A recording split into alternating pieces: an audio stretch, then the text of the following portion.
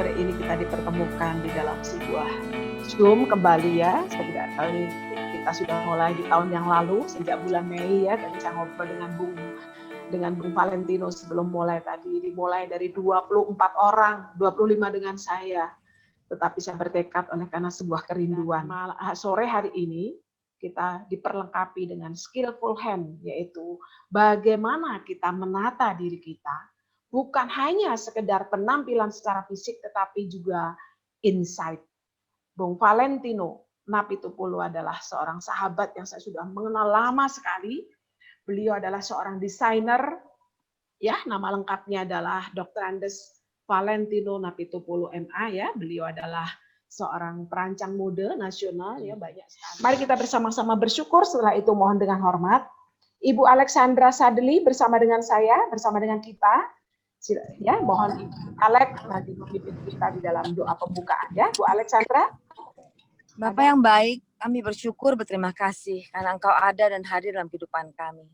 Engkau yang merancang segala sesuatu yang baik, Engkau sumber segala sesuatu yang baik dan benar dalam kehidupan kami. Selamat siang buat ibu-ibu yang saya kasihi di dalam nama Tuhan Yesus Kristus. Apakah Anda semua tetap semangat? Amen. Kalau tetap semangat, coba berikan reaction-nya seperti ini, dengan jempol gitu ya di itunya, di gadgetnya, ya. Reaksi luar ya. biasa. Saudara kekasih, jadi ini kesempatan yang luar biasa, betul seperti Ibu Ning bilang, kesempatan yang saya tunggu-tunggu untuk menyampaikan satu tema ini, yang temanya yang luar biasa.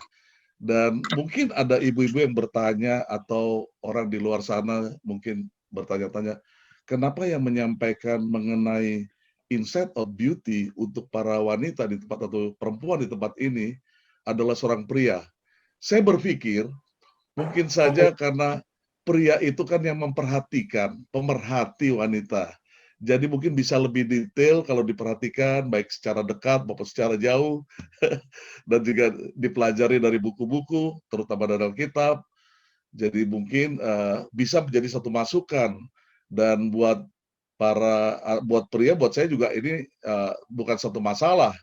Tapi mungkin yang saya pikir juga, kadang-kadang kalau ada juga wanita yang atau perempuan Allah yang menyampaikan dengan baik, tapi bukan berarti pria juga tidak bisa menyampaikan dengan lebih teliti. Dan betul-betul saya berdoa Tuhan berbicara apa yang saya mau sampaikan pada siang hari ini dengan waktu yang singkat, tetapi dengan bahasa yang sederhana sehingga kita semua bisa mengerti. Kita datang tidak kembali dengan hal yang sama, tapi kita diberkati oleh firman Allah, pengajaran yang disampaikan pada sore hari ini. Kalau tidak keberatan, mari kita sekali lagi berdoa, biar urapan Tuhan, hadirat Tuhan nyata di dalam setiap kata-kata yang saya sampaikan. Mari kita berdoa.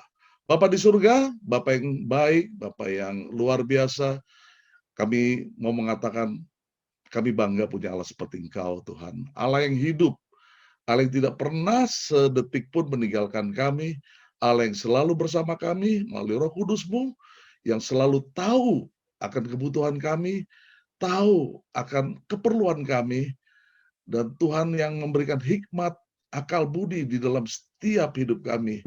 Ketika kami mau datang melekat kepadamu, Engkau tambah-tambahkan hikmat akal budi bagi kami, sehingga semakin hari Tuhan sempurnakan hidup kami. Tuhan, Kau hadir, berkati kami semua Tuhan, terlebih hamba-Mu. Berbicaralah Tuhan melalui mulut perkataan hamba-Mu ini, biar ini semua menjadi rema, menjadi kekuatan, bahkan pengetahuan yang baru bagi setiap perempuan-perempuan Allah di tempat ini. Terima kasih Bapa di surga, di dalam nama Tuhan Yesus kami berdoa dan mengucap syukur. Setiap yang percaya katakan amin, amin, amin. Tuhan. Sedikit saya tambahkan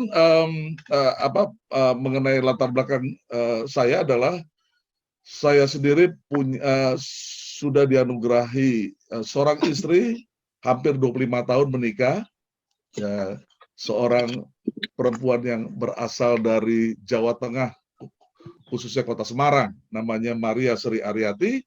Dia juga ikut di tengah-tengah kita, dan juga seorang anak perempuan yang sudah beranjak remaja, namanya Tiara Kela Katrina, tapi tambahannya Boru Napitupulu.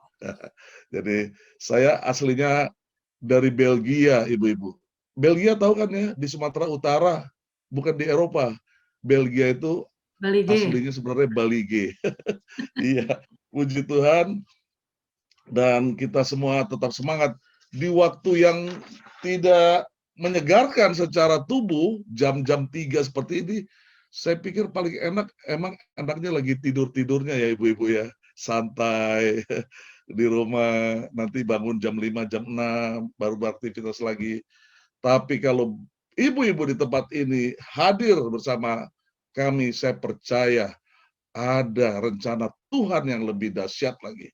Ada berkat Tuhan yang spesial buat ibu-ibu semua, tanpa terkecuali tua, muda, semuanya cantik. Saya tidak mau bilang cantik jelek, ya. Semuanya yang cantik-cantik akan diberkati oleh Tuhan.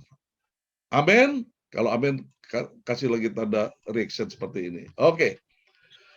Ibu-ibu yang kekasih, kita tahu Tuhan Allah adalah Grand Master, ya. Dia adalah Grand Master dalam hal cipta mencipta.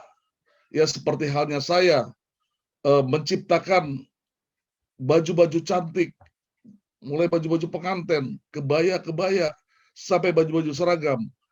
Itu karena memang anugerah dari Sang Grand Master kita, yaitu Allah kita. Kenapa saya bilang katakan Grand Master? Saya ambil dari Alkitab. Kejadian 1 ayat 1 sampai 31, nanti ibu-ibu baca sendiri ya. Sampai dengan Kejadian 2 ayat 1 sampai 4, di situ tertulis jelas, diawali dengan Allah menciptakan langit dan bumi. Bumi belum berbentuk dan kosong. Gelap gulita menutupi samudra raya, dan roh Allah melayang-layang di atas permukaan air.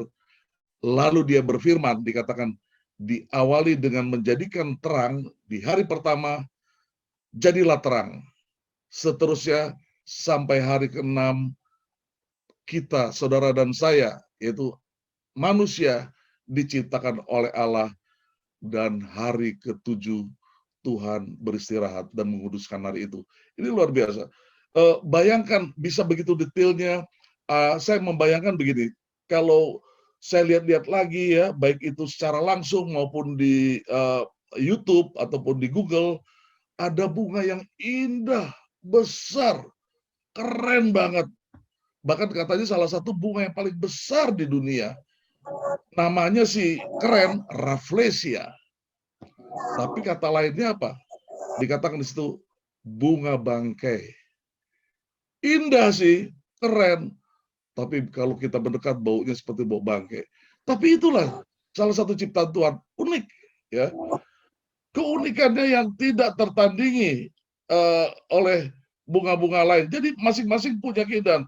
Saya percaya apapun yang ada sekarang ini, saudara dan saya, ibu-ibu, saya mau katakan, ibu-ibu, saudara semua cantik-cantik, saudara semua berharga, saudara semua sungguh layak, indah di mata Tuhan. Amin. Tidak, jangan mengatakan, aduh saya gendut. Ya. Gendut itu jangan salah, indah loh. Yang kurus kepengen gemuk, yang gemuk kepengen kurus, ada juga. Itu manusia. Tapi ibu-ibu harus percaya mengatakan bahwa saya adalah ciptaan Tuhan yang sempurna dan berharga di mata Allah. Amin. Kita semua ciptaan yang sempurna. Tidak mungkin ada yang salah diciptakan Tuhan manusia. Semua kita sempurna dan berharga di mata Allah ketika kita menerima Yesus sebagai Tuhan dan Juru Selamat kita, menjadikan Dia satu-satunya Juru Selamat kita. Amin. Ini saya mau katakan. Makanya untuk itu, saudara dan saya harus punya rasa percaya diri di dalam tampil. Berani untuk menampilkan secara positif siapa diri Anda kepada orang lain. Dan tidak usah takut untuk menampilkan keunikan dan kelebihan daripada diri Anda kepada dunia ini. Kita semua unik, tapi kita semua sempurna dan berharga di mata Allah. Kecantikan adalah hal alamiah yang diinginkan oleh setiap wanita, ya. Seperti di iklannya daripada acara ini. Dan bahkan sebagian wanita rela menggunakan begitu banyak waktu, usaha, dan uang untuk mempercantik penampilannya. Ya Pak ya, kebanyakan para wanita di kota-kota besar yang terutama pasti hal ini dilakukan ya karena ada uang, karena ada waktu, dan ada kesempatan. Tidak dipungkiri bahwa kecantikan wanita cenderung dinilai dari apa yang tampak oleh mata secara lahiriah dan atau kondisi fisik. Wanita sekarang teknologi kecantikan demikian dahsyat. Coba bayangkan, mungkin kalau kita kira-kira usianya sudah 50-an lebih lah, lebih kurang ya. Tapi dengan operasi plastik yang canggih ya, tapi harus mengeluarkan uang, harus ada waktu. Dia bisa jadi seperti ini, saudara. Bayangkan, beda berapa puluh tahun ini. Ini yang berhasil, saudara. Jangan saudara anggap kayak penyanyi-penyanyi atau orang-orang Korea, bintang-bintang artis di Korea itu semuanya berhasil. Ada juga sebagian besar kalau kita baca lagi, lihat lagi di Google, di mana-mana, yang tidak berhasil. Salah satunya contohnya ini. Kan dia sudah cantik. Betul nggak ibu-ibu? Apa yang kurang dari orang ini? Tapi dia mau lebih lagi. Tapi yang jadi apa? Kan serem ya. Kalau seperti ini. Apa jadinya? Ya, sudah mengeluarkan uang banyak, sudah mengeluarkan biaya yang tidak sedikit, waktunya juga, tapi akhirnya hasilnya mengecewakan. Ini bisa terjadi buat siapa saja yang mau mencoba-coba cara dunia, maksudnya begitu. Ya, dunia tidak bisa menjanjikan yang abadi. Makanya cantik betul. Setiap perempuan menginginkan yang seperti apa. Karena kecantikan itu kalau secara lahiriah akan pudar kok. Saya dulu kalau lihat teman-teman saya di SMP, SMA, wow cantik-cantik. Itu kalau saya deketin aja, mereka ya tanda kutip sombong gitu. Karena merasa cantik. Tapi ketika reuni, ketemu, ya begitulah. Ibu-ibu bisa membayangkan. Saya coba bilang ngeledek satu hal, lo dulu cantik ya, tapi sekarang sama aja sama ibu gua gitu. Jadi lama-lama juga usia dan waktu akan membuat sesuatu yang cantik itu jadi terlihat memudar. Nah, ini saudara yang saya mau tampilkan juga teknologi make up. Saya sudah telepon dia sebelum acara ini. Saya banyak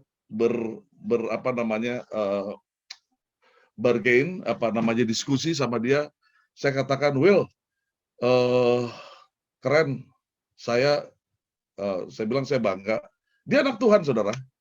Ya mungkin kita berdoa aja satu kali dia boleh membagikan tips-tips khususnya bagaimana make up yang baik dan bagus. Kita berdoa saja atau doakan saya bisa mengajak dia bicara di tempat ini. Jadi teknologi make up ageless ini diciptakan oleh Willy Wahyudi membuat perempuan yang tua berumur. Nah, seperti ini bisa jadi umurnya jauh lebih muda. Ya, ini perempuan usia 69 tahun. Ceritanya dia ingin membuat surprise kepada anak-anaknya, cucunya. Nggak salah. Saya katakan nggak salah kalau memang ditangani oleh seorang yang expert, yang benar-benar teruji karyanya. Dan ini bukan operasi plastik, ini adalah teknik make up. Jadi tadi ada yang tanya kalau memang selesai make up, lalu cuci muka, ya kembali seperti yang sebelah kiri. Ya, hanya make up. Sama seperti make up pengantin, tapi ini tekniknya teknik yang lebih tinggi. ageless makeup. Jadi dia ingin membuat kejutan di usia perkawinannya ke-50, golden wedding anniversary. Kepada suaminya, juga kepada anak-anaknya, kepada halayak ramai yang kenal dia, dan dia mau kasih kejutan bisa tampil seperti ini. Nanti kita bisa lihat videonya. Dan juga kita bisa lihat, bayangkan perempuan usia 84 tahun. Ada yang sudah 84 di sini? Saya kira pasti belum. Mungkin sedang menuju, ya. Jadi tampil seperti ini. Wow, saya bilang saya terkagum-kagum oleh karyanya teman saya Willy Wahyudi. Ini pun perempuan usia 84. Ketika didandanin jadi seperti ini. Dan dikatakan demikian, saudara, teknik atlas ini, ya saya catat sedikit, saya bacakan sedikit apa yang dikatakan oleh Willy Wahyudi. Awalnya adalah membuat dasar make up yang tepat agar garis senyum, kerutan, serta keriput dapat disamarkan. Ya, nanti yang mau tulisannya saya bisa WA melalui Ibu Ningsi, ya, apa penjelasan daripada Willy ketika ditanya. Base make up tersebut biasanya berupa foundation, concealer, loose powder, dan bedak padat. Itu basicnya, ya, base makeupnya. Teknik mixing dan blending yang menjadi hal utama dalam base makeup ini adalah agar tampilan wajah terlihat cantik alami. Selain base makeup, ageless makeup juga umumnya menonjolkan eye makeup. Jadi permainan mata, ya. Saya sedikit membahas ini supaya kita juga dapat pengetahuan juga. Yang dibikin bold, agak bold, ya. Nah, banyak yang bertanya ketika saya kasih gambar ini, kok bibirnya bisa berbeda? Nah, dikatakan riasan bibir dibuat merah dan tipis yang memberikan kesan sensual. Alis pun dirapikan, diarsir, dan dibentuk sesuai dengan bentuk wajah klien agar terlihat proporsional, alisnya proporsional, ya, di wajahnya terlihat proporsional. Jadi natural. Dia bilang, kita nggak mau, Willy katakan, saya nggak mau jadikan perempuan itu jadi seperti kayak pakai topeng, kayak Manglingi, kok bukan dia gitu. Ya, itulah istilahnya kayak pakai topeng. Nah, jadi ada filosofi di balik pembuatan alis. Jika alis dibuat panjang dan menukik ke bawah, nah ini ada orang-orang tertentu yang percaya keberuntungan akan menurun.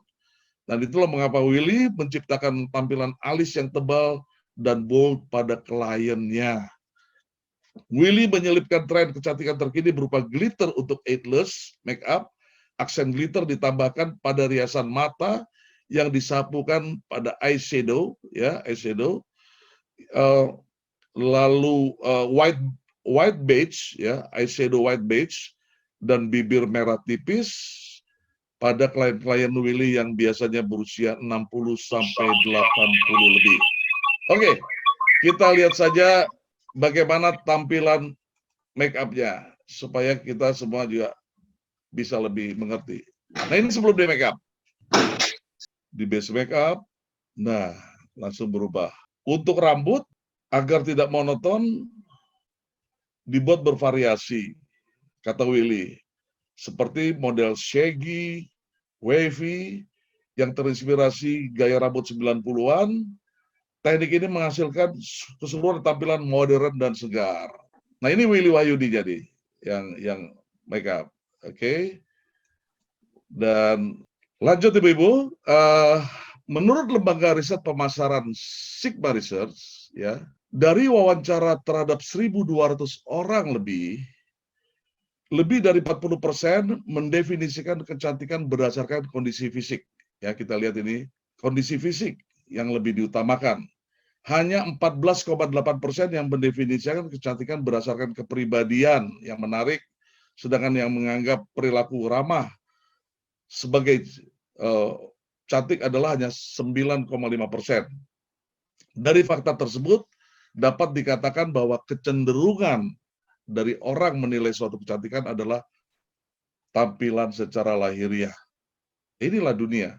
Sudah diriset oleh satu lembaga pemasaran yang sangat bergengsi.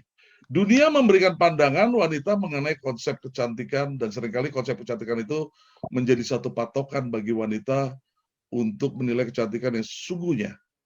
Nah, ini menurut Lisa Glassford, seorang tokoh dunia, pemerhati wanita, dikatakan konsep dunia menilai kecantikan yaitu dari potongan tubuh yang sempurna, kulit yang bersih, gigi yang sempurna, memakai busana yang menarik, memiliki pergaulan yang tepat. Itu adalah konsep dunia yang memandang kecantikan adalah hal-hal lahir. Ya, dunia memang melihat seperti ini. Kalau pria, dia harus langsing. Mungkin kalau dibuka badannya six pack, kalau saya one big pack, lain lagi.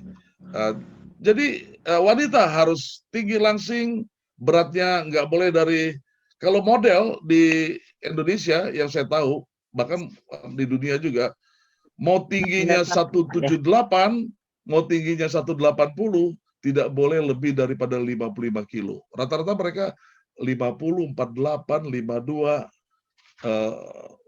tergantung dari tinggi-tingginya, ya. Jadi memang mereka tahan supaya mereka bisa dipakai untuk menjadi satu model. Nah, saudara, bahwa penampilan orang bukan hanya wanita. Dan ini kita singgung sedikit, pria-pria metroseksual juga peduli pada penampilan fisiknya. Bahwa sekarang ini, ya, penampilan fisik kemenahan bukan hanya milik wanita lagi. Pria pun banyak menjaga penampilannya dengan berbagai tata rias, aksesoris, dan kelengkapan lainnya. Maka ada julukan seperti yang kita lihat ini adalah pria metroseksual. Ya, tidak jarang mereka harus merogoh kocek hingga puluhan juta, bahkan hingga ratusan juta rupiah untuk menjaga penampilan mereka. Tidak saja aksesoris, busana, atau tata rias, parfum, dan sejenisnya. Nah, mereka perlu juga untuk berlangganan di salon. Jadi mereka juga langganan salon tertentu, ya. Dan bukan hanya rambut, tapi berbagai jenis perawatan seperti body slimming, gym, cellulite, treatment, peeling, facial, dan sebagainya. Dan ada sebuah cerita dikatakan bahwa jika ingin kaya, buka salon saja, katanya. Dengan pelanggan yang tidak hanya satu gender saja, keuntungan pun akan cepat diperoleh. Bahwa salon ini ternyata bukan hanya milik khususnya kaum ibu-ibu atau kaum perempuan, tapi kaum pria pun sekarang sudah mulai banyak memenuhi salon-salon kecantikan. Oke, kita terus tampil trendy berkelas.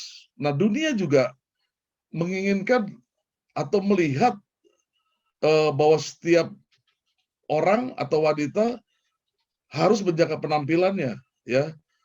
Orang-orang di dunia itu mereka harus tampil trendy, menawan. Itu adalah hak semua orang. Tidak peduli jenis kelaminnya. Ya, itu sih sah-sah aja, saudara. Yang salah adalah ketika kita melakukan secara berlebihan, sehingga melupakan aspek-aspek lain. Ya, tidak jarang mereka yang terseret gaya hidup metropolitan seperti ini harus mengeluarkan dana jauh di atas kemampuan atau pendapatan mereka. Ya, ini kan ada ibu-ibu sosialita, nanti temannya pakai tas Hermes yang harganya paling murah, saya dengar-dengar 30-50 juta, bahkan sampai ratusan juta dan miliar, dan akhirnya dia harus juga punya. Karena kenapa? Karena teman-temannya. Teman-teman mana? Teman-teman arisan. Teman-teman mana? Ya, teman-teman komunitasnya di dunia. Ya, jadi di saat seperti inilah bayang-bayang dosa mulai mengintip. Ya, tampil dengan tas-tas branded, takut dianggap tidak gaul, tidak tahu mode, takut dianggap kurang sempurna. Ada banyak orang yang akhirnya rela melakukan apapun juga asal mereka bisa tampil maksimal. Itu kan kalau hal-hal yang apapun juga itu nilainya negatif, itu kan sungguh mengerikan, saudara. Di sisi lain ada banyak yang melupakan tugas dan tanggung jawab mereka. Terlalu sibuk mematut diri, lupa mengurus keluarga, lupa pekerjaan, bahkan dikatakan lupa untuk terus setia membangun hubungan dengan Tuhan. Nah, ini yang bahaya kalau sudah disibukkan dengan hal-hal seperti ini. tampil cantik, menarik, bahkan berdandan aja nggak cukup 1 jam, mungkin lebih dari 1,5 jam, 2 jam, dan itu luar biasa ininya, saudara. Oke, saya lanjut. Dikatakan tidak ada yang salah untuk menjaga penampilan. Saya juga setuju. Ada yang jauh lebih penting dari yang tampak di luar. Alkitab mengatakan bahwa segala perhiasan dan keindahan secara lahiriah satu saat akan habis.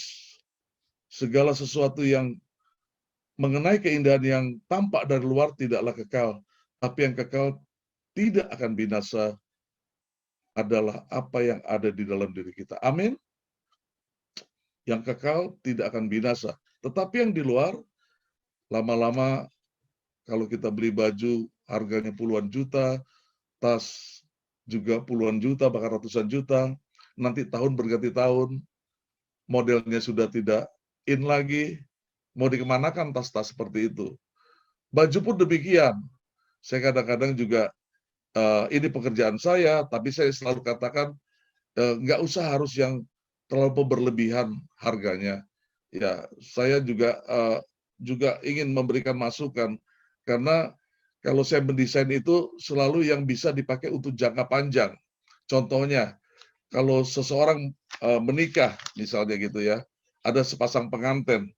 Untuk wanitanya, saya seringkali lakukan satu konsep baju. Sorry, saya tidak bisa tampilkan di sini karena saya baru teringat pada saat ini 4-in-1 atau 5-in-1. Jadi baju pengantin itu kita bisa tempel sana, tempel belakang untuk apa namanya layer-layer yang di samping kiri kanan dan seterusnya. Kalau dibuka itu hanya satu baju yang simple, simplicity. Sehingga ketika tidak jadi atau selesai acara pengantin maksudnya, dia masih bisa pakai untuk acara-acara pesta-pesta biasa. Ya kan? Ini menjadi berguna kan daripada hanya dipakai sekali seumur hidup, dan mungkin tidak sedikit ibu-ibu yang ada di sini baju pengantinnya masih menggantung di lemari atau mungkin sudah dihibahkan kepada adik atau saudara-saudara ya. Tapi kan paling enggak hanya sekali pakai ya. Baik yang pria juga, saya seringkali jangan bikin yang terlampau aneh atau katakanlah terlampau gimana, sehingga ketika selesai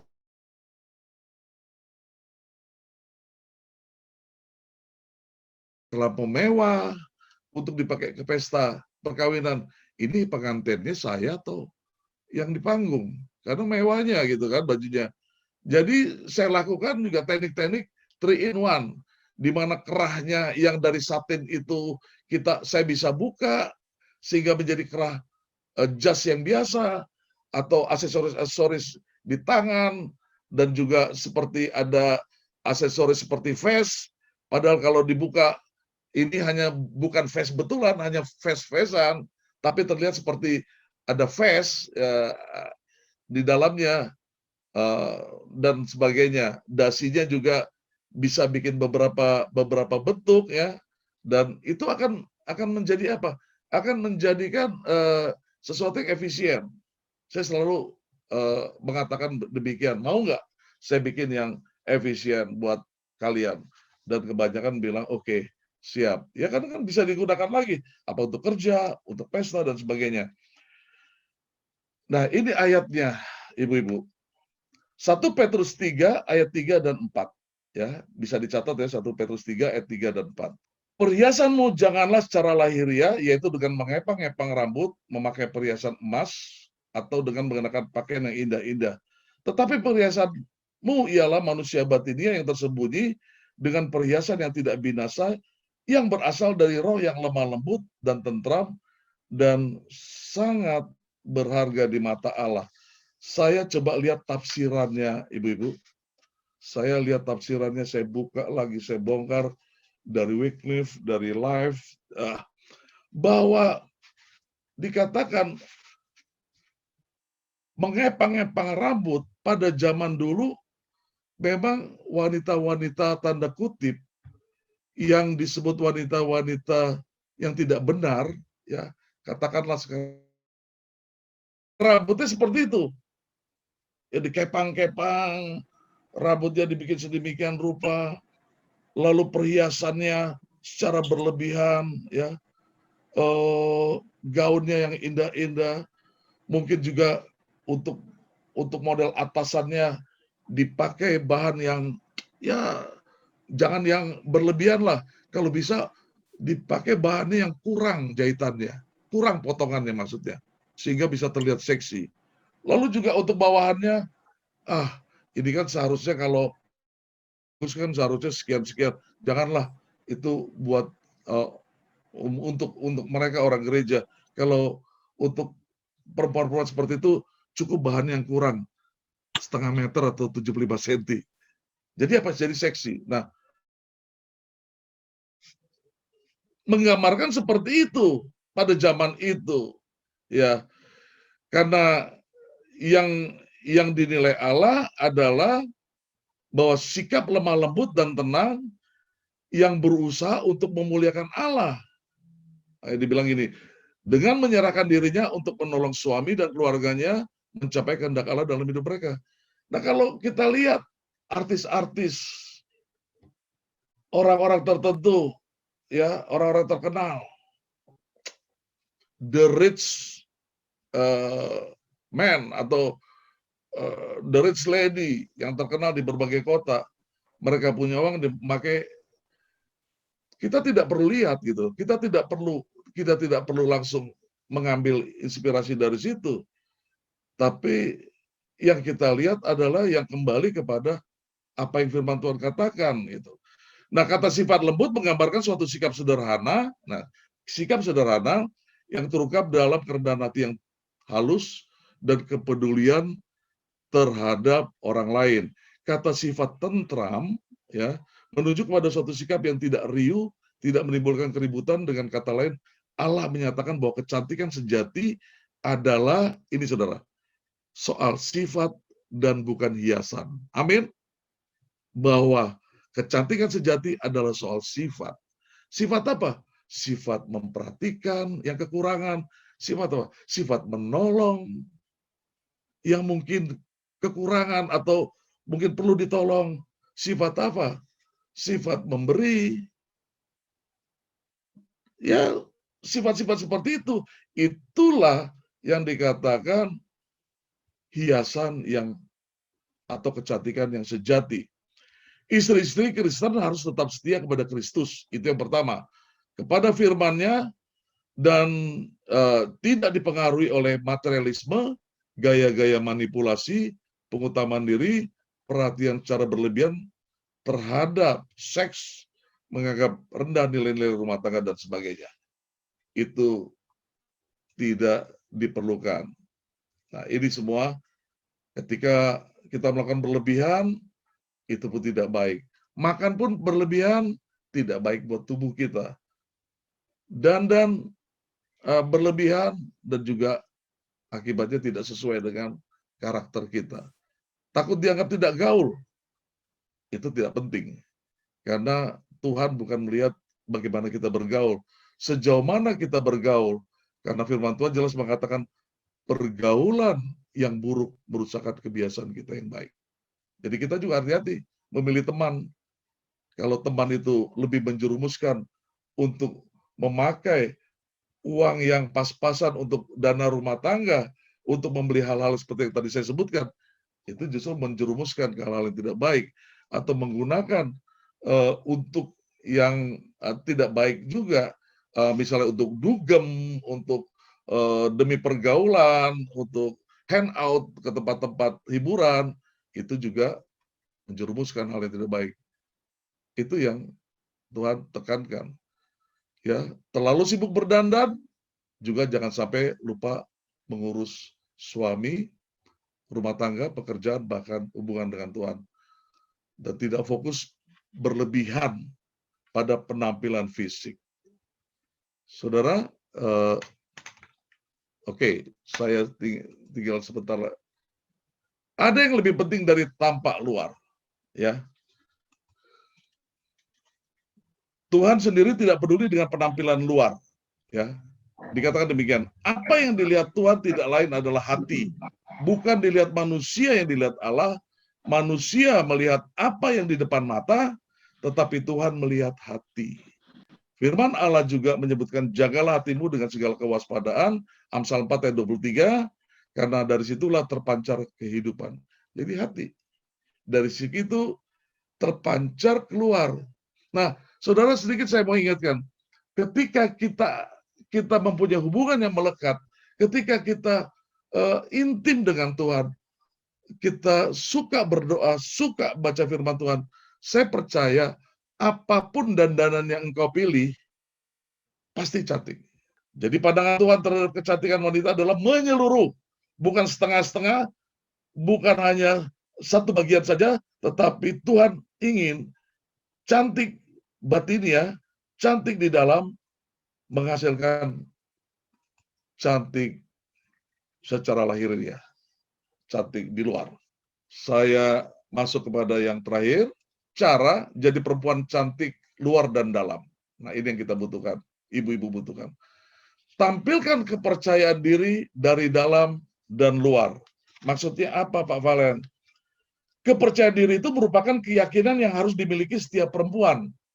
Jika kita tidak percaya diri, kalau kita cantik, maka orang lain juga tidak akan melihat kita cantik. Jadi pertama-tama kita harus yakin diri kita cantik. Otomatis orang lain pun akan melihat kita cantik. Aura kecantikan keluar dari dalam, dan kepercayaan diri adalah kualitas nomor 1 untuk cantik di luar bagi perempuan usia berapapun. Jadi ibu-ibu, untuk yang pertama, membuat ibu cantik luar dan dalam adalah katakan, saya cantik. Saya cantik. Amin. Yang kedua, dikatakan fokus pada apa yang dimiliki. Fokus pada apa yang dimiliki. Seringkali kita berfokus pada apa yang tak dimiliki. Seperti make up dan fashion terbaru. Make up gimana ya, beli bedak Chanel ya. Tapi sanggupnya beli bedak lokal. Ya kalau memang tidak bisa, jangan dipaksakan. Itu kan kata orang bagus. Belum tentu cocok dengan kulit kita.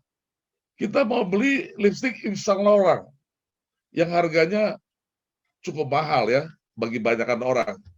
Tapi kalau kita dengan lipstik lokal bagus, kenapa kita nggak pakai lipstik lokal? Mustika Ratu, ya Martha Tilar dan sebagainya. Ya, karena fokuslah pada apa yang dimiliki, seperti postur tubuh yang mungkin besar, kecil, atau sedang. Ingatlah kita harus memiliki semuanya itu. Kita bisa menggunakan jam tangan, ikat kepala, klip rambut, atau satu benda saja agar terlihat cantik. Sedikit lagi, saya selesaikan. Yang ketiga, tersenyum. Nah, inilah poinnya, saudara. Tersenyumlah di saat yang tepat, karena senyum perempuan merupakan aspek fisik yang menarik. Jadi pada saat yang tepat ya, tidak tersenyum hai di berbagai tempat atau di segala waktu. Nanti orang bilang, oh, ini kenapa ini perempuan? Ya, selain itu perempuan yang berbicara dengan senyuman akan memancarkan aura cantik dari dalam. Nah, kalau berbicara dengan senyuman, ya, jangan cuma berbicara biasa, tapi dengan senyum. Apalagi berbicara tanpa melihat muka orang. Wah, saya berapa kali ketemu orang seperti itu, jengkel saya. Seperti tidak menghargai kita ada di hadapannya. Tapi dikatakan di sini, berbicara melihat muka orang dan juga sambil tersenyum. Kenapa? Tersenyum bisa membuat perempuan merasa lebih baik, dan itu juga bisa berdampak pada aura positif yang ditularkan pada lingkungan sekitarnya. Saya berkali-kali ketemu wanita yang seperti ini, dan wanita-wanita seperti itu adalah wanita-wanita yang sukses dalam hidupnya. Saya sudah perhatikan selama hidup saya. Temukan penampilan terbaik. Flexibility adalah kuncinya. Jangan takut untuk melakukan perubahan penampilan dan nikmati kecantikan pada usia berapapun. Satu kali kita kepengen dipotong pendek, lakukan. Kalau kita merasa itu bagus. Karena memang secara teori, rambut pendek itu akan membuat orang lebih muda. Tapi memang tidak semua orang cocok. Makanya kita mesti bertanya juga pada ahlinya, atau kita coba lihat, mencoba gitu loh. Temukan penampilan terbaik, jadilah fleksibel sehingga mampu menyesuaikan gaya dan selera mode. Pada usia berapapun, jika kita sudah menemukan penampilan terbaik, maka akan terlihat cantik dari dalam. Sedikit lagi, Bu, saya selesaikan ya. Ada 3 poin lagi. Tetap memikat hati. Dikatakan di sini, usia 16 atau 60 tahun tak akan mempengaruhi cantik luar dalam seorang perempuan. Jika ia mampu memikat hati dengan dalam berhubungan dengan orang lain, tak peduli masih muda atau sudah tua, pastikan kita tetap memikat hati, memiliki sisi sensasional dalam berhubungan. Sensual di sini tak berhubungan dengan seks, tetapi kita beranjak tua, tapi tetap memikat hati orang. Yang keenam, tinggalkan kompetisi cantik fisik, tinggalkan rasa bersaing. Setiap orang unik. Ya, masing-masing semua punya kecantikan, ya punya kelebihan dan kekurangan, tapi saya mau katakan punya kelebihan dan kelebihan. Kecantikan mencari yang terbaik dapat kita lakukan sesuai usia. Bukan bersaing pada orang lain, jangan terlalu fokus untuk kulit halus, lingkar pinggang ideal, bibir seksi, atau wajah muda. Ya, itu tidak akan membuat diri kita bahagia. Nah, ganti anti-aging. Sekarang banyak ya krim-krim anti-aging untuk menahan ketuaan. Tapi dikatakan di sinilah pakailah atau berprinsiplah dengan segala sesuatu yang healthy aging. Kadang-kadang yang anti-aging itu membuat malah kulit kita jerawatan, kulit kita jadi hitam atau terbakar. Tapi pakailah healthy aging. Penuaan lebih sehat, lebih masuk akal dibandingkan dengan anti-aging atau anti ketuaan. Kalau memang terlihat muda, sudah bawaan, itu menarik. Ya. Yang terakhir dikatakan, jadilah teladan untuk next generation. Perempuan cantik itu menjadi teladan untuk generasi berikutnya atau next generation. Mereka adalah perempuan yang tidak panik dengan perubahan penampilan, sehingga tubuh wajah terlihat tenang dan santai dimanapun mereka menunjukkan ketenangan dan menghargai maupun wajah secara utuh. Demikian saudara yang kekasih, saya sudah menyelesaikan. Iya, nanti di sesi tanya jawab saya pikir kita akan lebih lagi berkembang untuk diskusinya.